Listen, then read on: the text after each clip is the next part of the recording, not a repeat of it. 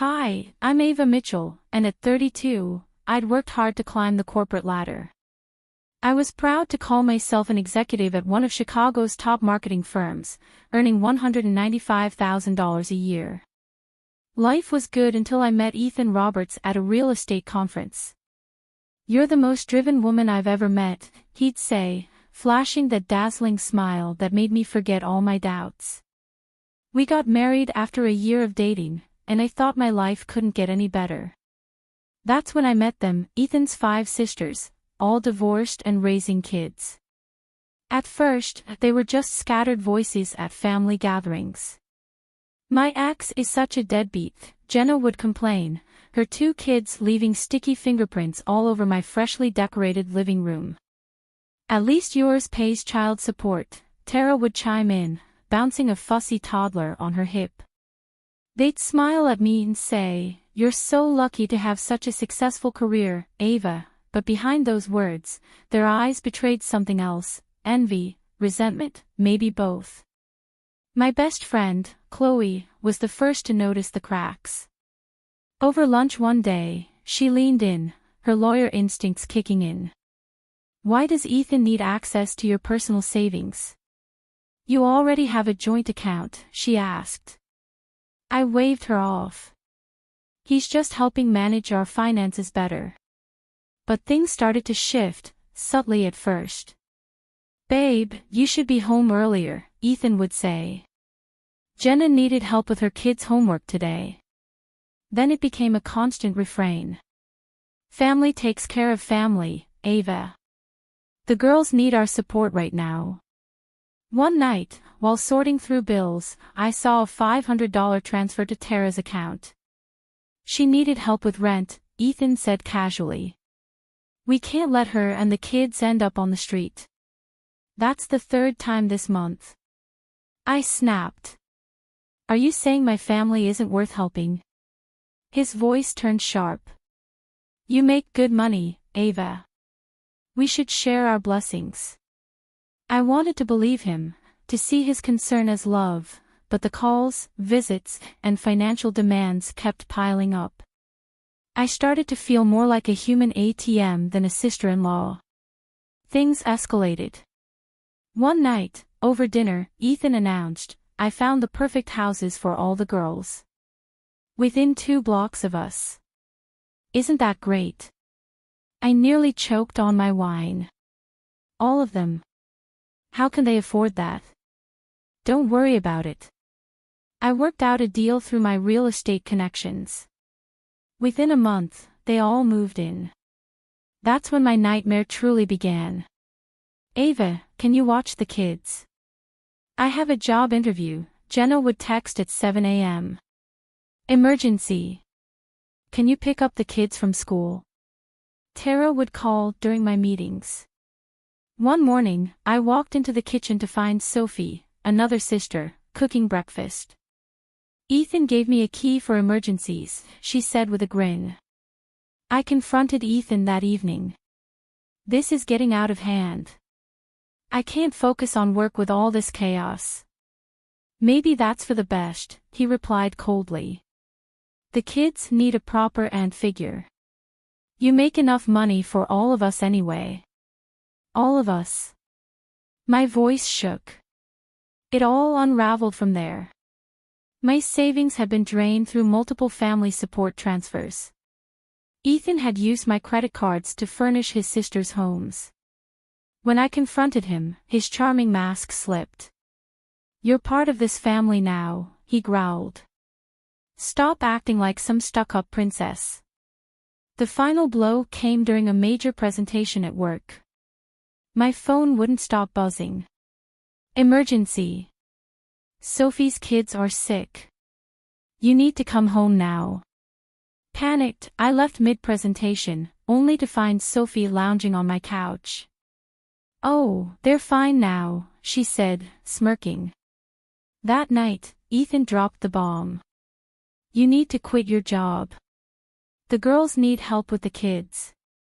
"Absolutely not." I shot back. His face twisted into something unrecognizable. "You ungrateful witch. After everything I've done for you. Done for me. I screamed. You've stolen my savings and ruined my life. It's called sharing, Ava.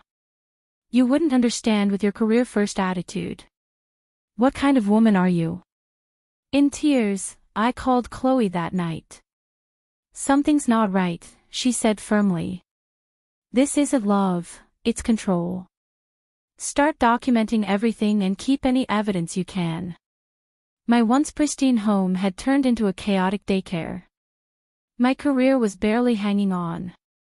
I had anxiety attacks in bathroom stalls, my boss asking if everything was okay. Just family stuff, I lied. But it wasn't just family stuff. It was the systematic destruction of everything I'd built, my independence, my career, my sanity, all sacrificed on the altar of Ethan's family-first manipulation. I didn't know it then, but Ethan was playing a much bigger game. The houses, the money, the constant chaos, it was all part of a grander scheme, one that would soon blow up in all our faces. Everything unraveled late one sleepless night. On a hunch, I decided to dig deeper into our financial records.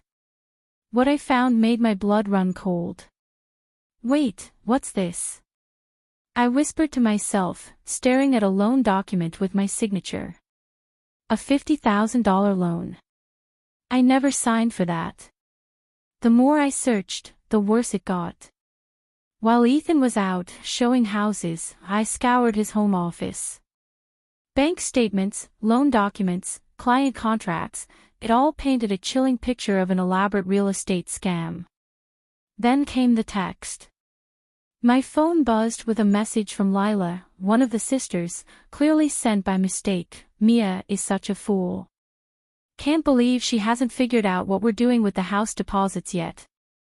Another ping followed, this time from Sophie. Ethan says once everything falls apart, she'll take the blame since her name's on the documents. My hands trembled, nausea hitting me like a wave. I called Chloe, choking on my words. Don't react, she instructed. Meet me at the coffee shop across from my office. Now. At the cafe, I showed her everything. Look at these loan documents, I said, my voice shaking. That's not my signature. And these client deposits, they're going straight into personal accounts. Chloe's face darkened. This is major fraud, Ava, and they're setting you up to take the fall. That evening, I overheard the sisters in my kitchen, their voices dripping with mockery. Poor Ava, so career-obsessed she doesn't even notice what's happening in her own house, Sophie sneered. Remember when she actually believed we needed childcare? Jenna snickered. As if we couldn't afford nannies with all this cash flowing in. I stepped into view, and their fake smiles froze. Oh, Ava, we were just. Save it, I said flatly, disgusted. Later that night, I confronted Ethan with the evidence. You forged my signature. You're stealing client deposits. This is fraud. His response chilled me to the core. Listen carefully, he hissed. One word to anyone, and you'll regret it. Besides, whose name is on all those documents? Not mine. Everything I've done was for family, he spat. You're just collateral damage. I acted scared, submissive, but inside, I was done. The next day, during a family gathering, I overheard Sophie on the phone. Yeah, the perfect setup. Ethan made sure Ava's name is on everything. When it all crashes, she'll take the fall. Poor workaholic wife, secretly stealing from clients to support her husband's struggling sisters. Jenna laughed. The best part? She actually thinks she's helping family. Wait till she finds out we've been living off client deposits this whole time. I slipped away to call Chloe. It's worse than we thought, I whispered. They're running a full-scale fraud operation, and I'm their scapegoat. I've been documenting everything, Chloe replied, her tone resolute. But we need to move fast. They're getting sloppy, which means they're close to their endgame. That night, I lay in bed next to Ethan, my heart racing. The man I married was a stranger. His sisters weren't victims, they were accomplices. And I was their perfect patsy, successful career woman primed to take the fall. But they didn't know one thing: I had a plan of my own. The morning I executed my escape plan started like any other. "Don't forget Jenna's kids need picking up at 3, Ethan reminded me, his voice casual. "Of course, honey," I said with a smile. Little did he know, I'd never be doing school runs again. I had spent weeks secretly copying every incriminating document and recording conversations on my phone.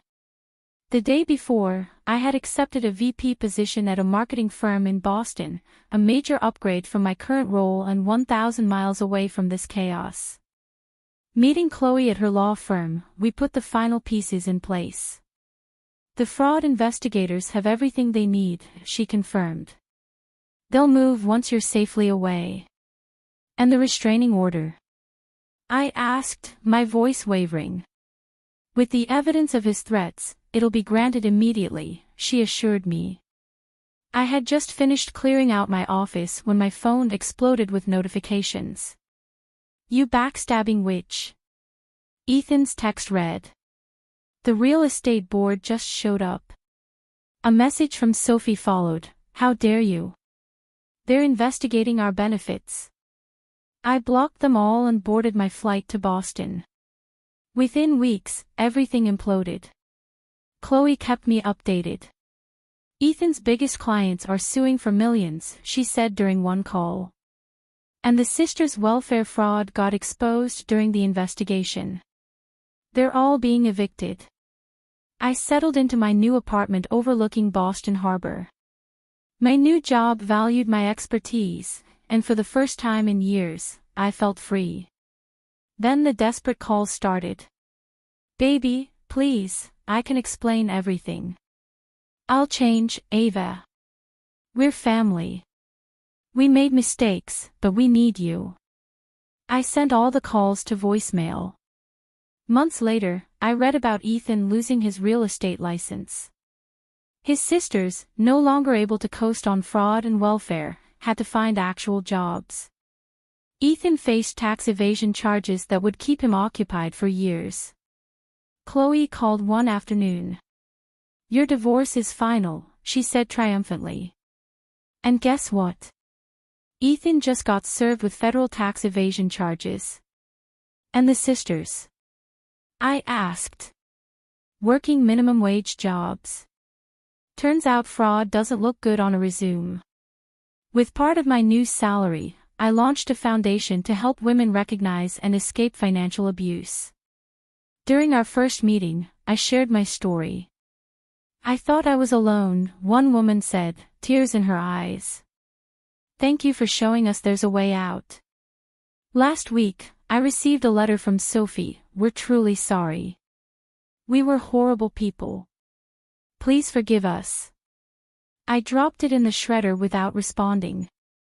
Later that evening, my phone buzzed with a message from Chloe. "Just drove past your old house. For sale by bank, sign is up.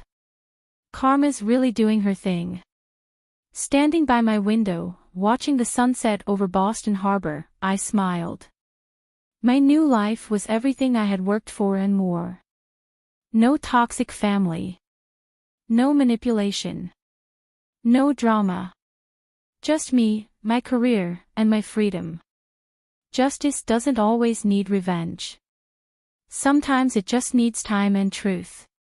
To all the women trapped in toxic families and relationships, I want you to know this: there's always a way out.